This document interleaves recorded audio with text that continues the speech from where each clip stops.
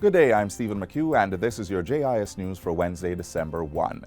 Cabinet has approved 383 additional primary schools for the next phase of face-to-face learning. These are larger primary schools, which account for approximately 164,651 students.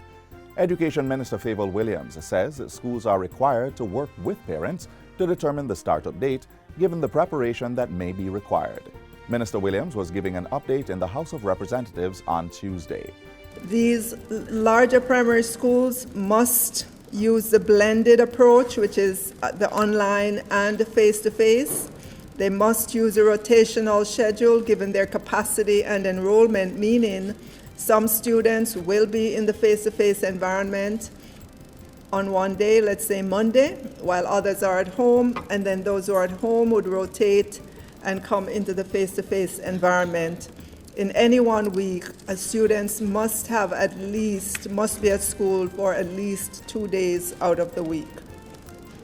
These schools must also be inspected and approved as COVID-19 compliant by the Ministry of Health and Wellness. Meanwhile, secondary schools with 65% of students who are fully vaccinated are allowed to have in-person classes. Minister Williams says outdoor classroom facilities will be provided and schools are encouraged to stagger lunch and period breaks with students eating in their classrooms instead of cafeterias. Since the resumption of face-to-face classes on November 8, average attendance was over 40,000 students. The Education Minister says during that time there were 5 cases of COVID-19 infection among students and 2 suspected cases among teachers. These, she indicated, were managed according to the required protocols. Finance Minister Dr. Nigel Clark has announced a new 9-member board of directors for the Clarendon Alumina Production Limited, CAP.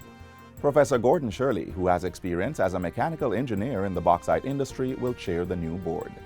While speaking in Parliament yesterday, Dr. Clark says the new board has been tasked with ensuring that the incorporation process is completed successfully so Jamaicans can benefit. Since the emergence of the bauxite industry in the 1960s, no Jamaican, to the best of my knowledge, has ever had a direct economic interest in an alumina bauxite plant in Jamaica. This government will change that. Jamaicans will have the opportunity to directly own a piece of a major industrial asset operating in our bauxite alumina industry. This vision is within reach, Madam Speaker. Minister Clark took over portfolio responsibility for CAP after the entity was recently transferred from the mining ministry. The government of Jamaica holds its 45% interest in the Jamalco refinery through CAP. Jamalco is being transformed to incorporated status, which would then allow government to take its 45% stake to the public on the Jamaica Stock Exchange. The Ministry of Health and Wellness has announced plans to acquire a second genome sequencing machine to test for COVID-19 variants. It will complement the first genome sequencer acquired in late October at a cost of $40 million. In Parliament Tuesday, Portfolio Minister Dr. Christopher Tufton said the machine would be procured through lease funding from the U.S. Center for Disease Control.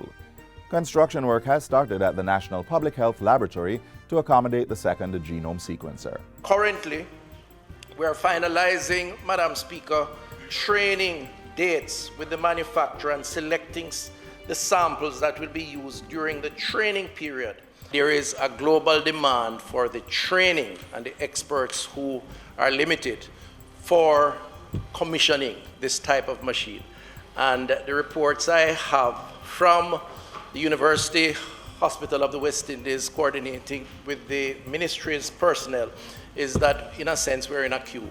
But we do expect that those personnel will come in hopefully over the next week or so for training to take place, and all is set for the testing and for the personnel, so we can go right into it, even as we build out to acquire a second machine in the months to come. In the meantime, Minister Tufton says the island is monitoring the emergence of the Omicron COVID-19 variant, which is now confirmed in 19 countries across the 4 regions of the world. As a precautionary measure, Jamaica has imposed travel restrictions on 8 countries in southern Africa.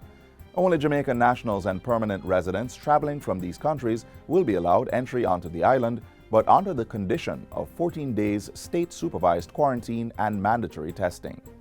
At the same time, the health minister is reporting that the country is at a manageable state of the third wave of the COVID-19 pandemic. Dr. Tufton says the island's weekly positivity rate continues to decline, with the 7-day average currently at 7%.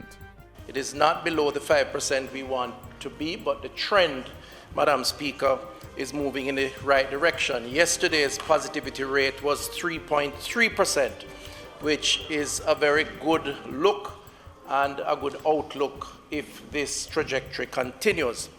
Madam Speaker, most of the COVID-19 indicators are pointing in the right direction. The level of geographic spread of the virus is at a medium level, with just over 25% of communities across the island being affected with new cases. On November 29, there were 27 new confirmed COVID-19 cases and 1 death. The health minister says the COVID-19 bed occupancy rate, which is over 300 of the 700 beds, is being monitored. Dr. Tufton is praising healthcare workers for their heroic service in the ongoing global crisis, while encouraging Jamaicans to take the available vaccines so the country can return to normal. The island's inoculation rate is at 18% of the population. And finally, Jamaicans 48 years and older can again access the first dose of the Fisa vaccine. The Ministry of Health and Wellness says the measure takes effect today. Jamaicans are being urged to book appointments at www.moh.gov.jm or by calling the National Vaccination Call Center at 888-1-LOVE. That's 888-663-5683. On the day of the appointment, persons are reminded to take a government-issued or school ID or a letter from a justice of the peace. The ministry also continues to administer the AstraZeneca and the Johnson & Johnson vaccines to persons 18 years and older. And at schools through the Ministry of Education, the Fisa vaccine is being given to children 12 years and older. Up to November 30, just over 1.1 million doses of COVID-19 vaccines were administered. And that's it for JIS News Today. I'm Stephen McHugh. Thanks for watching.